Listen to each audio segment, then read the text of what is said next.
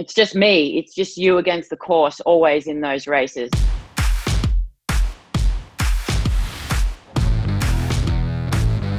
Nice to have you. It's amazing. I don't think we've ever actually spoken. You're doing incredibly well in avoiding European races, I think. So I'm going to start you off with a round of quick fire questions.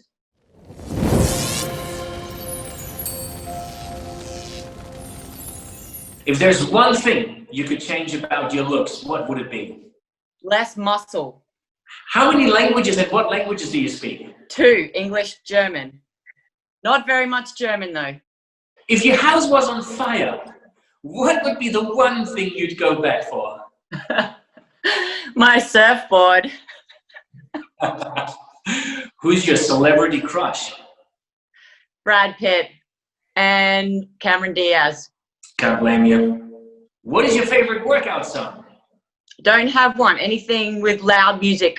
Do you have a song that you really like, but you're kind of embarrassed that you like it? I'm not embarrassed. It's Vanilla Ice, Ice, Ice, Baby. Who's your biggest competition? I've had some real battles with Heather Jackson. Best sporting memory? I'm actually winning Mont Tremblant last year. Which athlete do you really want to beat in a race? Heather. She's won every battle.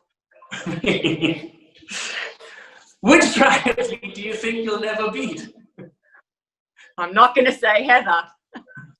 Which triathlete have you kissed? Scotty D. Philippus. I'm sure he's happy to hear that.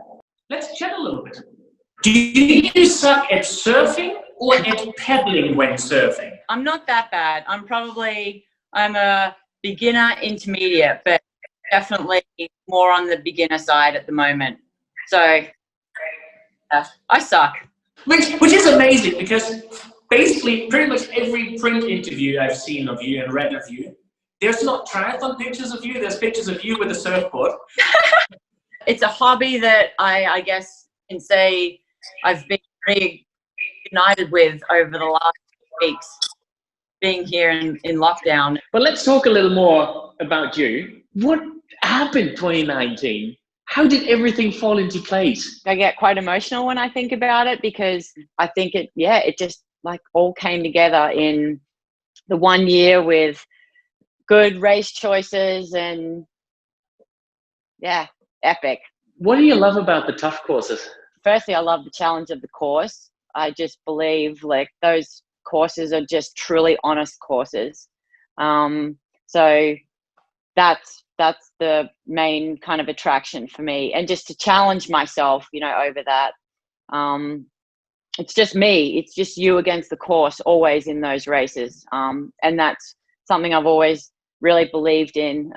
So that plus like I said, you have to be pretty self-sufficient. So you learn to, know what to do with your nutrition. Like, how do you get through a 6.5 hour ride if you don't see any other aid stations, or you don't have access to other nutrition, and you don't have someone following you along that is going to be there to hand stuff out, Is everything from here on, is that an icing on the cake, or are there still open dreams? I mean, other than beating Heather Jackson in a race.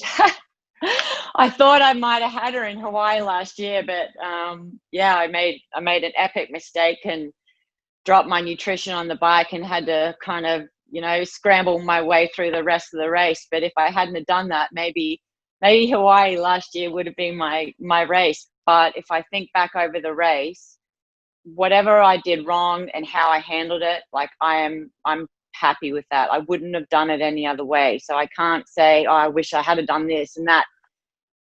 Happened, and I dealt with it. So if it would be anything, it would be to maybe just have one more go, at Hawaii and try and get everything right. But in terms of, what I've achieved in my career, I think last year was definitely the icing on the cake for me. I think if something happened now and I was forced to retire, I'd be happy. Would you mind talking us a little bit through it of how did you handle the situation, the unknown, suddenly, nutrition gone, what now? I've been in races so many times, and it just out in training where I haven't had enough nutrition, you need to deal with it. I was interestingly really calm about it. And I think that's where I'm just, I guess I surprised myself. Do you know where it came from, that calm? I think just confidence. Like, I mean, I said this year was a year where everything kind of fell into place with training and racing. And I just felt really confident in myself that, you know, I could handle it. And I've been forced a lot through those races to just build that confidence, like not really knowing when I was going to need it.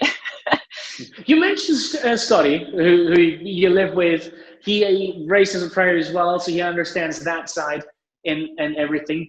Is that an advantage? He sees when I'm going through hard moments, and he sees, you know, like when I need to back it off, or when I maybe am being lazy and I need a push. So yeah, it definitely works that he's, you know, here with me. And we train every day together. So it's great, particularly in times like this when, you know, you need a little bit of motivation to get out the door. What's going to happen for you after the career? What dreams are there? What goals?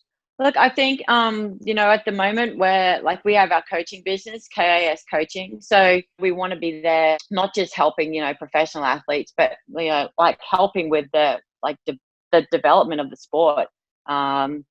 It's hard when you're a beginner pro, and even just, you know, for age group athletes. So we want to just kind of maintain the sport and the development of the sport. Do you have the feeling it's like it's going in the right direction? Something is happening, or do we need more movement? We're definitely going in the right direction. I think, you know, with PTO, you know, really trying to raise it just in the last few months, how, you know, we're trying to raise the profile of the sport. And unfortunately, with this whole nonsense of COVID, you know, we would have all been racing, you know, in Slovakia. Well, we would be over in Slovakia now, you know.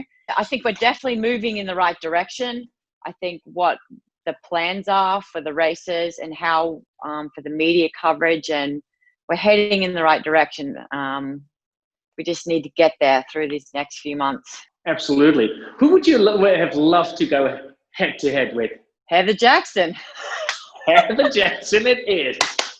I'm coming for you, Heather. A pattern here. Do you have, like, when you have dark moments, or even just to keep you that upbeat, like a motivational quote or something you remember that you go to when you need it?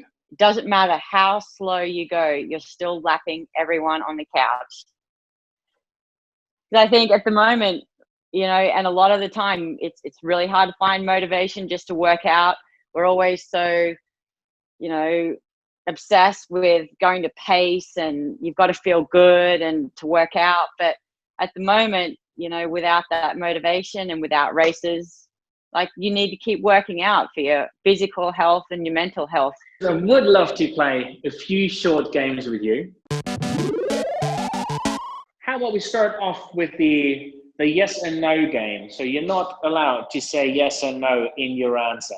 Was 2019 your best season yet? It was. Sneaky. All right, bring it. Is that a bike behind you? It's actually a really cheap IKEA poster. Have you ever beaten Heather Jackson in a race? She has always won.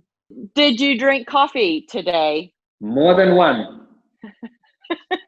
Do you know how to surf? You really wouldn't want to see that. Are you wearing underpants there? I can just see your top. Dang it. Okay, I feel like you've caught on to this one. I'm giving you the win on it. Yeah, we could go all day. Carrie, thank you for being such a good sport. That was our little game round. Thank you. Thanks for spending your time with me. Thank you.